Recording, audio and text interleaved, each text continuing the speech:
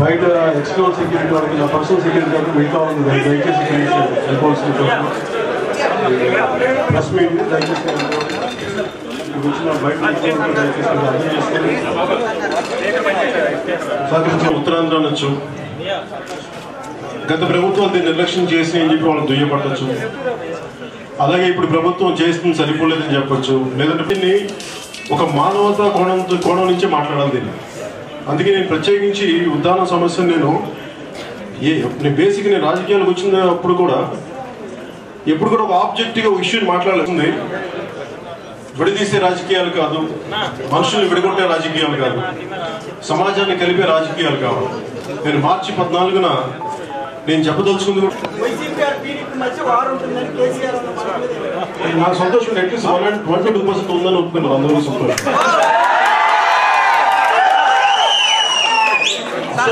అసలు లేదన్నా కూడా మీరు సంతోషపడాలి.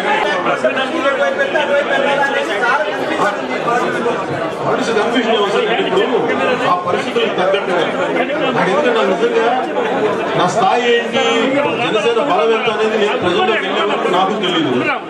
నా బలం తెలుసుకోకుండా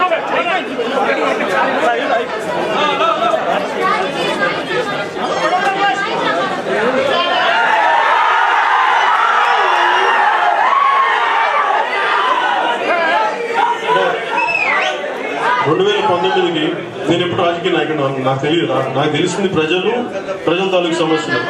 అలా చేస్తే ప్రజానాయకుడు రాజకీయ నాయకుడు నాకు తెలియదు. కానీ రాజకీయాల ద్వారా ప్రజలకు మటుకు పనులు చేయగలరు, ప్రజల కోసం నిలబడాలి. మీరేం పేరు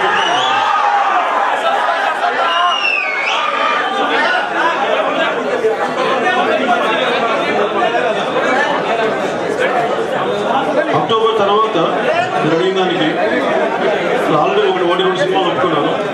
వాడికి నేను ప్రొడ్యూసర్తో మాట్లాడి నేను ఎక్కువ బాగా నేను రాజకీయ కార్యక్రమాలకి పార్టీ నిర్మాణానికి నేను ఇవ్వబోతున్నాను. అందుకని నాకు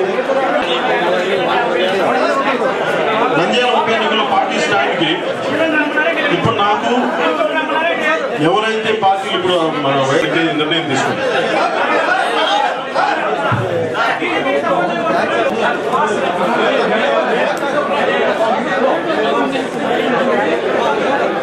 అంటే నాకు ఉద్దానం లాంటి సమస్యలు ప్రతి జిల్లాలోనే కనిగిరిలో ఉంది. నేను కనిగిరిలో చిన్నప్పుడు కొంతకాలం పెరిగాను, ఒక సంవత్సరం.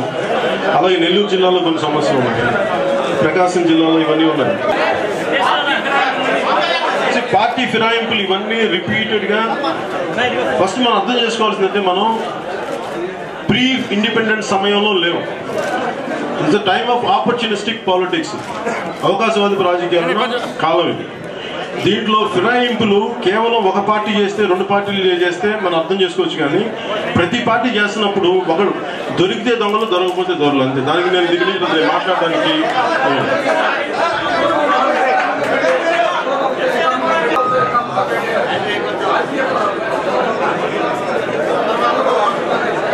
లేదండి. బేసిక్గా మేము ఉదాహరణ గురించే మాట్లాడాం ఎక్కువసేపు.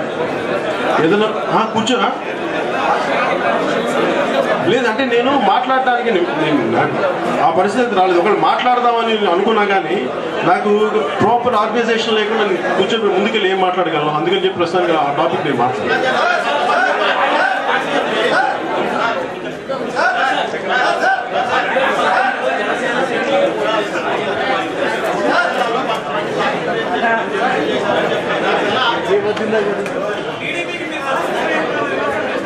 ఏంటండి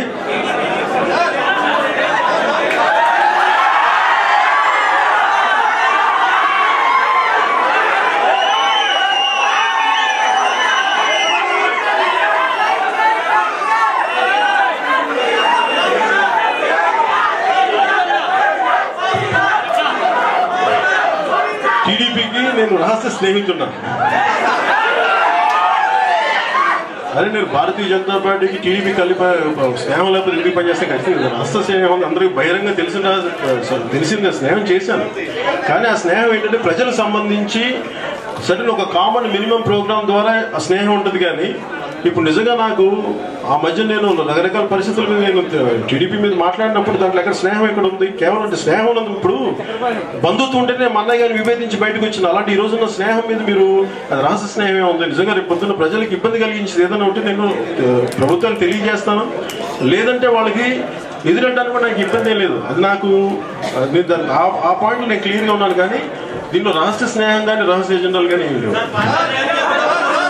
అలాగే పార్టీ అంటే ఈ ఉద్దేశంలో వాళ్ళకి బిఫోర్ నేను కన్క్లూడ్ చేయబోయే ముందు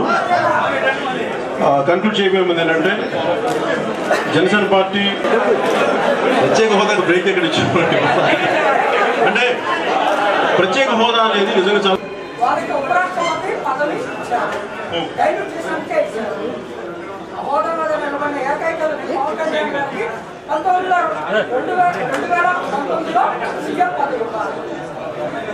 అలాగా సార్. తెలియదు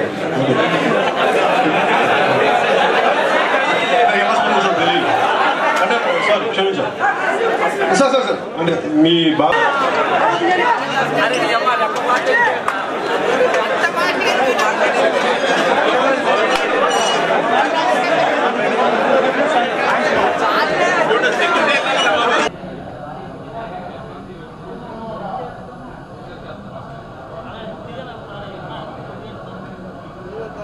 తెలుసుకొని దానికి నా సూచనల సలహాలు నేను ఆ పరిస్థితులు ఏం చేయాలనేది తెలియజేయడం, దాని మీద దృష్టి పెట్టడం చేస్తాను.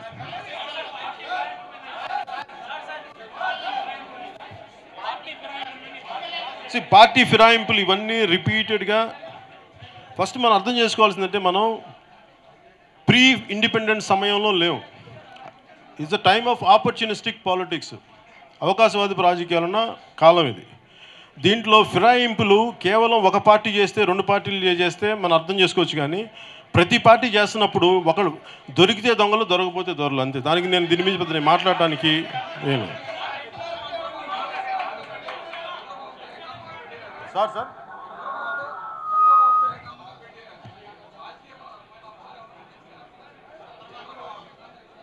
లేదండి, బేసిక్గా మేము ఉదాహరణ గురించే మాట్లాడాం ఎక్కువసేపు.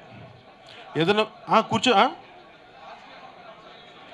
లేదు అంటే నేను మాట్లాడడానికి నాకు ఆ పరిస్థితి రాలేదు. ఒకళ్ళు మాట్లాడదామని అనుకున్నా కానీ నాకు ప్రాపర్ ఆర్గనైజేషన్ లేకుండా నేను కూర్చోబెట్టి ముందుకెళ్ళి ఏం మాట్లాడగలను. అందుకని చెప్పి ప్రస్తుతానికి ఆ టాపిక్ నేను మాట్లాడలేదు.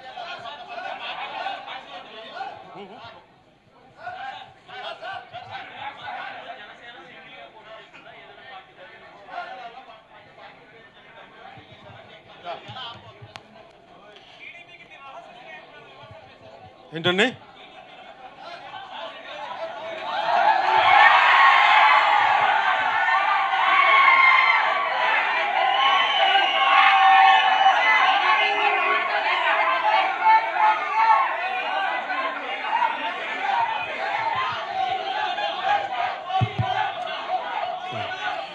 టీడీపీకి నేను రహస్య స్నేహితున్నా. అరే నేను భారతీయ జనతా పార్టీకి టీడీపీ కలిపి స్నేహం లేకపోతే ఎందుకు పనిచేస్తాను? ఖచ్చితంగా రహస్య స్నేహం అందరికీ బహిరంగ తెలిసిందే స్నేహం చేశాను. కానీ ఆ స్నేహం ఏంటంటే ప్రజలకు సంబంధించి సడన్ ఒక కామన్ మినిమం ప్రోగ్రామ్ ద్వారా ఆ స్నేహం ఉంటుంది. కానీ ఇప్పుడు నిజంగా నాకు ఆ మధ్య నేను రకరకాల పరిస్థితుల మీద నేను టీడీపీ మీద మాట్లాడినప్పుడు దాంట్లో ఎక్కడ స్నేహం ఎక్కడ ఉంది? కేవలం అంటే స్నేహం ఉన్నది. ఇప్పుడు బంధుత్వం ఉంటేనే మా అన్నయ్య గారిని విభేదించి బయటకు వచ్చింది. అలాంటి ఈ రోజున్న స్నేహం మీద మీరు అది రహస్య స్నేహమే ఉంది. నిజంగా రేపు పొద్దున్న ప్రజలకు ఇబ్బంది కలిగించేది ఏదైనా ఉంటే నేను ప్రభుత్వానికి తెలియజేస్తాను. లేదంటే వాళ్ళకి ఎదురెళ్ళడానికి కూడా నాకు ఇబ్బంది ఏం లేదు. అది నాకు నేను ఆ పాయింట్లో నేను క్లియర్గా ఉన్నాను. కానీ దీనిలో రహస్య స్నేహం కానీ రహస్య ఎజెండాలు కానీ ఏం లేవు. అలాగే పార్టీ అంటే ఈ ఉద్దేశంలో వాళ్ళకి బిఫోర్ నేను కన్క్లూడ్ చేయబోయే ముందు ఏంటంటే జనసేన పార్టీ కార్యకర్తలకు కానీ అభిమానులకు కానీ ప్రతి ఒక్కరికి పార్టీ పేరు చెప్పి ఎవరన్నా సరే వాళ్ళ వ్యక్తిగతంగా విరాళాలు సేకరిస్తే దయచేసి అది ఏదైనా ఇట్లా చేస్తే బట్టి దయచేసి మీరు దాన్ని ఖండించవలసిందిగా కోరుతాను. ఎందుకంటే నేను అలాంటి ఫండ్ మేనేజ్మెంట్ ఫండ్ ప్రోగ్రామ్ ఏదైనా ఉంటే నేను అఫీషియల్గా పార్టీ తరపున నేను అనౌన్స్ చేస్తాను, అది పబ్లిక్గా తెలియజేసే నేను నిధులను తీసుకుంటాను కానీ ప్రజల సమస్యలు, అంతేగాని నేను నా పేరు చెప్పి కానీ పార్టీ పేరు చెప్పి కానీ ఎవరిని తీసుకుంటే దాన్ని అది పార్టీ వారి వెనక ఉండదు. దయచేసి దాన్ని ఖండించవలసిందిగా మనస్ఫూర్తి కోరుకున్నాను.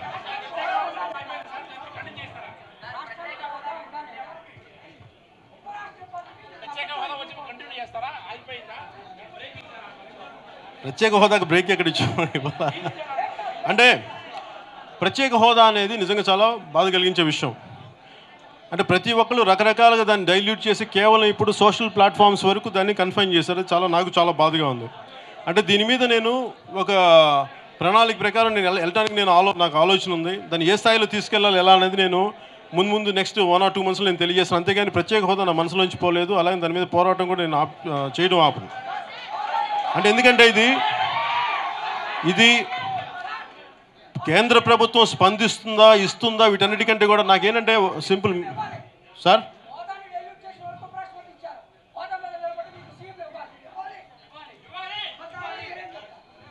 సార్ సార్ మళ్ళీ చెప్పండి.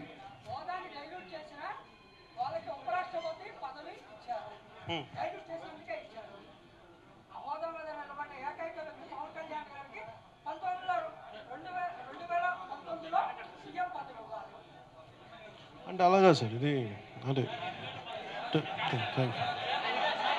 నాకు ఎలా స్పందించాలో తెలియలే. అంటే సారీ క్షమించాలి సార్ సార్ సార్ అంటే మీ బాధని మీ బాధని అర్థం చేసుకోగలను. అదే 2000 అంటే స్పెషల్ స్టేటస్ ఖచ్చితంగా డైల్యూట్ చేయబడింది. అది రకరకాల పరిస్థితులు, ముఖ్యమంత్రి గారికి కొన్ని కారణాలు ఉంటాయి, ప్రతిపక్షానికి ఇప్పుడు మనకు వైఎస్ జగన్మోహన్ రెడ్డి గారికి బలంగా మాట్లాడచ్చు కదా అంటే ఆయన కొన్ని కారణాలు ఉంటాయి, ముఖ్యమంత్రి గారికి మాట్లాడచ్చు కదా అంటే ఆయన కొన్ని కారణాలు ఉంటాయి, మా కంపల్షన్స్ మాకుంటాయి, లేదంటే రాష్ట్ర అభివృద్ధి ఆగిపోద్దని ఇవన్నీ పరిస్థితులు ఉంటాయి. అందుకని వీటిలో నేను ప్రజల పక్షం ఒక ఆబ్జెక్టివ్ వ్యూ తోటి ఖచ్చితంగా కేంద్రానికి దృష్టికి తీసుకెళ్లేలాగా ఒక ప్రణాళిక అయితే ఉంది. దాన్ని ఎలా తీసుకెళ్ళాలి, కాకపోతే దాన్ని ఎంత సామరస్యపూర్వకంగా తీసుకెళ్ళాలి మాకు అంటే నేనేంటి ఆవేశంగా దీని అయితే ఒక ఎమోషనల్గా కాకుండా మీరు ఏం చేశారు దాని పూర్తి డేటాతోటి ప్రజల్లోకి వెళ్ళాలని నాకు ఆలోచన ఉంది. దాన్ని ఎలా తీసుకెళ్తాను మీకు ముందు తెలియజేస్తున్నాను. Thank you.